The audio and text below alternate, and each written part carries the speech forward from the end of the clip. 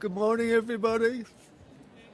Before I start, can I try and get a feel of who I'm talking to? Who's a commissioner? Who's a provider? Right. Okay, I'm not going to tell you anything then. No. Okay.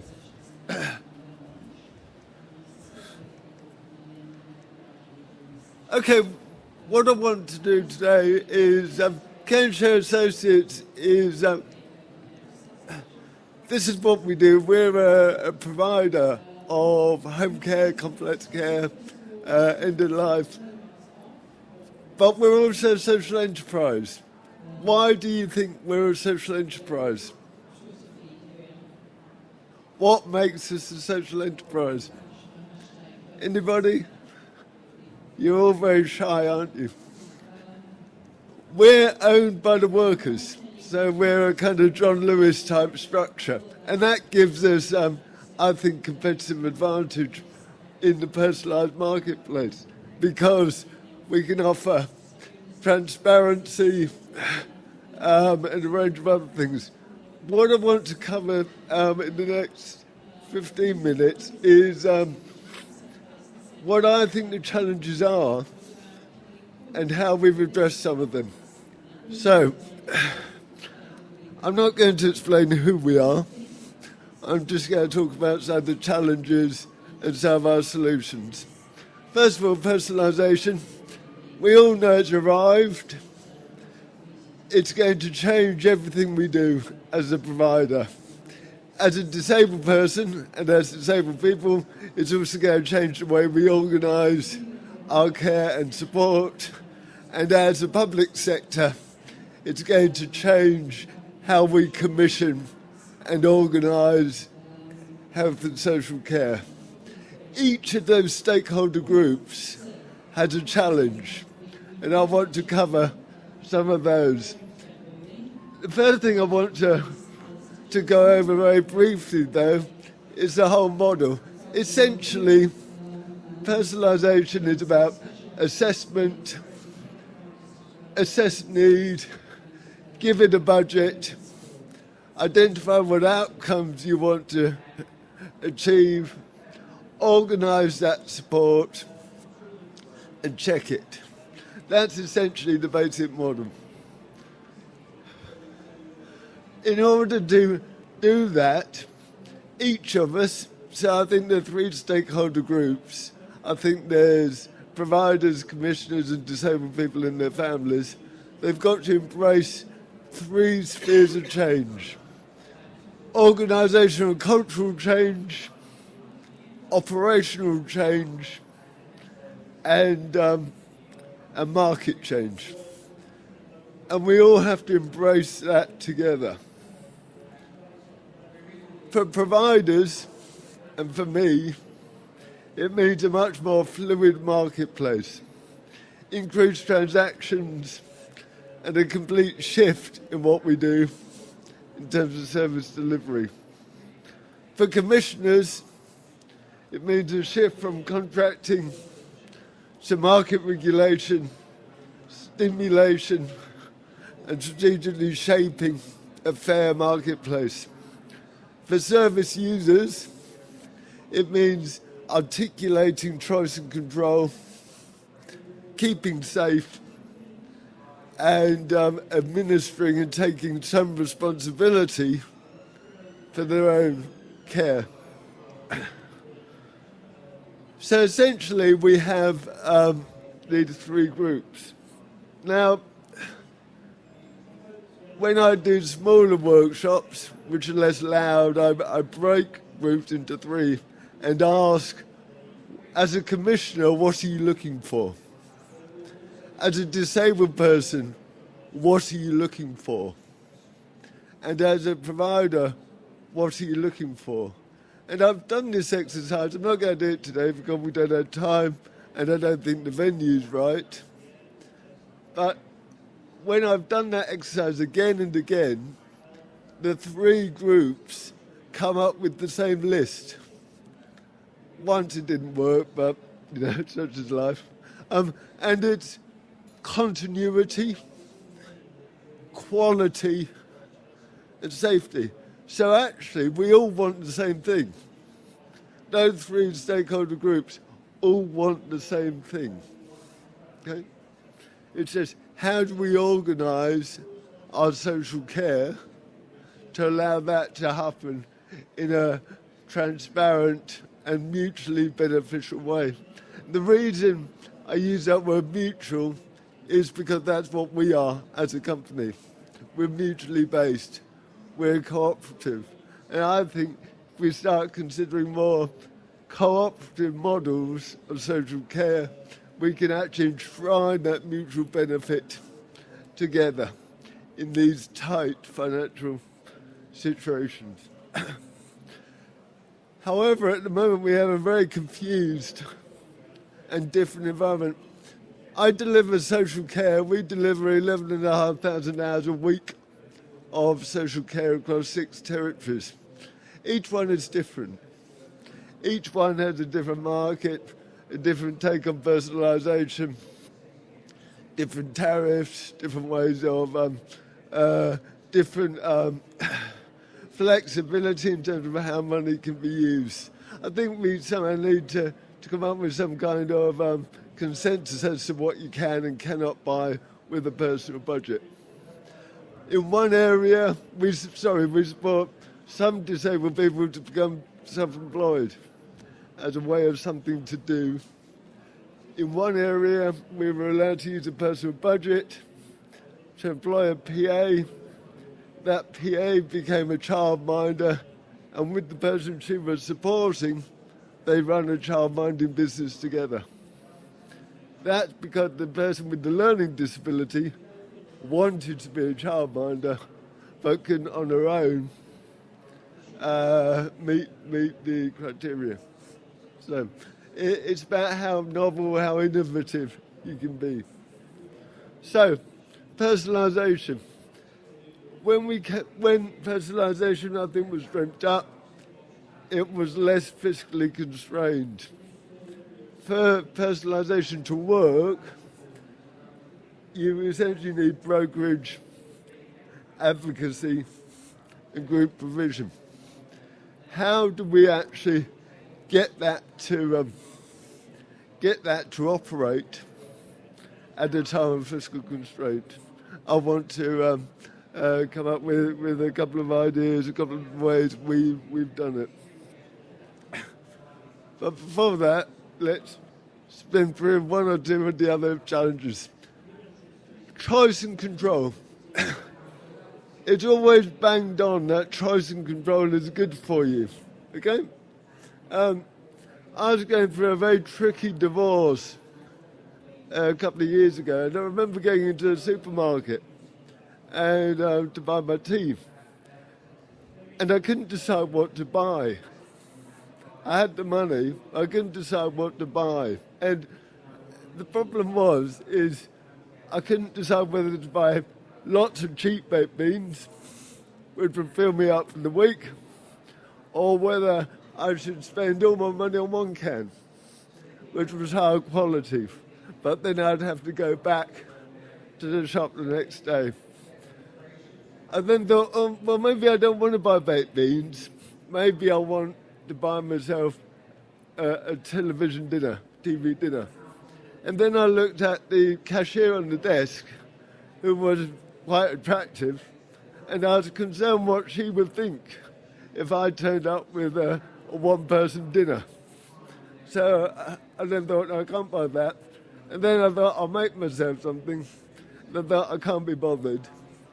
So after half an hour, I came out with nothing. And I felt thoroughly depressed. Now, what we sometimes forget is making choices and controlling things is sometimes puts a pressure on. And so as a provider and as a commissioner, we need to understand that and work out how we can create those things. So for us, as a provider, we don't do brokerage. We don't do advocacy. We just provide. Okay? So we took a very, very clear decision that actually we've got a set of products that we deliver, that we provide. There has to be other charities, organisations, public sector that is there to deliver the other bits of personalisation. But for us as a provider, took a very, very strong decision. That's what we'll do.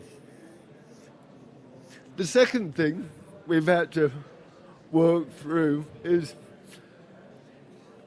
working out, and it's working out who's a customer and who's a consumer. In the old days, the customer was the local authority, and they would commission us to deliver a service, and our consumers were the people we delivered it to, and those two groups wanted different things, different reporting, different feedback, different whole range of stuff. In our personalised products, the customer and the consumer are the same person because they're buying our service. So that has led to a whole complete cultural change in terms of systems and working stuff through. So, for example, in our PA supply service, our workers don't wear uniforms. And the issue of PPE is discussed at the outstart with the person we're supporting. For our commission service, obviously we have a uniform service.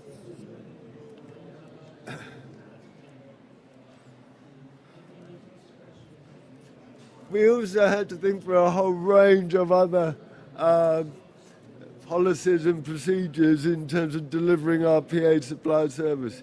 How we recruit staff, what kind of staff we recruit, the level of training we deliver in terms of person-centred planning, our financial administration systems. When we first started delivering a personalised service, we allowed one of our individuals we were supporting, a 92-year-old lady, to rack up a £12,000 debt without us really noticing. Because when you're commissioned by the local authority to deliver a service, as long as you've done the service, you know you'll get the money.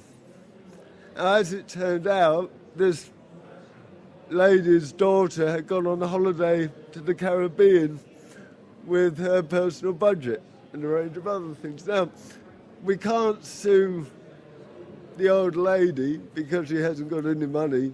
We can't support the old lady to take her daughter to court because that's not what we're about. What we can do is make sure it doesn't happen again. So again, it's looking back at your financial systems and making sure that with your clients with an individual budget, within a week, you know whether there's arrears and you're sorting that stuff out. Okay. The other thing, as a provider now, when we're working in a personalised marketplace, is being very clear about what benefits we bring. It's no longer about task and time. It's about what benefits do we, as a provider, bring to the people we support. And I always think, I'm a keen cyclist, I always think about bikes and the benefits they bring. You don't sell a chain, two wheels and a frame. What you do is you promote what benefits you bring to the individuals you support. That might be independence or a range of stuff. So, from a commissioner perspective, and from a provider perspective, just from a commissioner perspective, going back to this issue of choice and control, how do you know what's missing? How do you know what people want? How do people know they want something if they've never heard of it before? So, for example, one of the products we supply is we support individuals with disabilities to become self-employed. So we will run a 2-day workshop, which is about enterprise and business planning, using a whole range of accessible tools. Then we'll recruit a PA specifically to support that person implement their plan. That might be a dog walking service, a car washing service, a whole mix of other things. It improves the outcomes because what I got sick of with the closure of the day centres is, in my job I spend a lot of time in McDonald's using their free Wi-Fi because I do a lot of travelling around the country. And I got sick of seeing bored disabled people dragged around shopping centres by bored PAs. So I think we needed to come up with a way of creating employment, economic activity at a time when the labour market is very tight. And we've done that by using personalised budgets and PA support to actually support individuals to become self-employed. One of the individuals we spoke, Gary, had awful kind of road sense. And it's a kind of one-to-one, always on the guy to make sure he keeps safe. When he's delivering his dog walking service, suddenly his road sense is very good. Okay? And so it's about using, and I think it's about responsibility and taking ownership of something. That leads to significantly improved outcomes. They earn a little bit of money, which they can do more social activities with. So everybody's a winner. So again, it's thinking quite interestingly about how we do this. And I think the answer to all of these challenges is about social enterprise.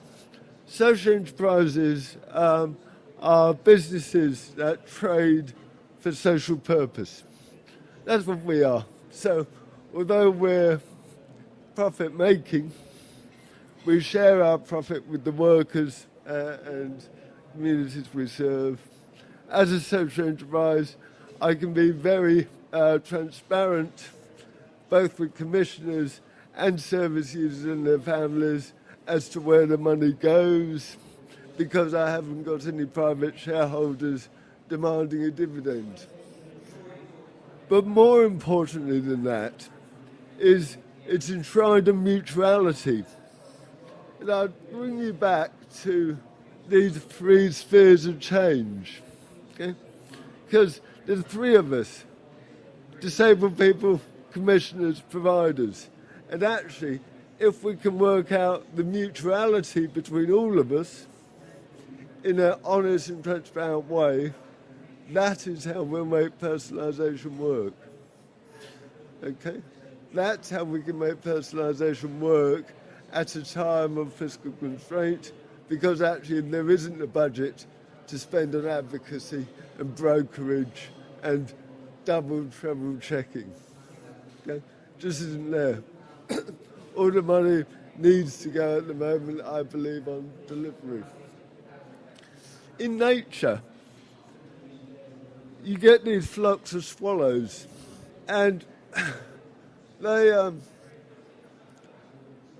research has shown that there isn't a leader in the pack, there isn't a boss. They all just instinctively know how to fly together. The larger the flock, the less energy each bird uses. Okay? They're also protected from predators. So actually by coming together and working together, nature shows us there are certain ways in which, by actually having that transparency and openness, actually everybody can benefit. I like ostriches. Okay? Ostriches are great. They don't put their heads in the sand. They've adapted to their environment. They have a very long neck so they can figure out what's going on out there. Sea predators, they have a very small brain because actually all they need to do is eat and procreate. Very big eyes so they can see predators, very strong eggs. And they can kill a lion with a kick. Men on the whole, on the other hand, and humankind maybe can put their head in the sand, okay? Now, two things are apparent to me. That firstly, personalisation is here. Direction of travel is only one way. I don't think it will stop. And secondly, the financial mess we're in isn't going to get better for a long time, and the public sector is at the very end of that recovery. Very long tail of recovery. Public sector, public money to spend on social care, very much at the end of that. Put on that the demographic challenge we face as a country, the days of huge budgets, I think, have gone. So we actually all need to start thinking through different ways we can organise and deliver our care. Okay, thank you very much. Thank you very much. Perfect timing, because we've got time for a few questions. If you would like to ask a question, if you can stick your hand in the air, and when the microphone comes to you, tell us who you are and where you're from. It's a big help.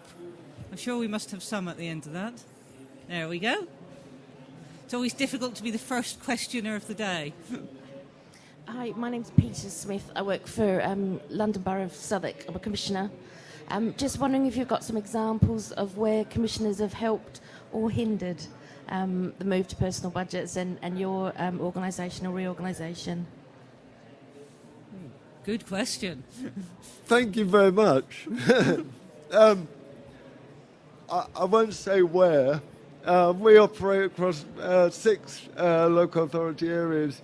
In some areas, the commissioners have been very, very supportive. So, for example, and I'll say where because I'm not going to get into trouble. In Leeds, for example, we've developed a service called PA Supply.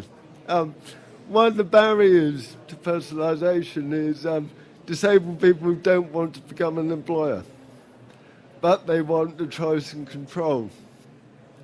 We came up with a product with the local Centre for Independent Living, took it to the commissioners and said, there's a problem here.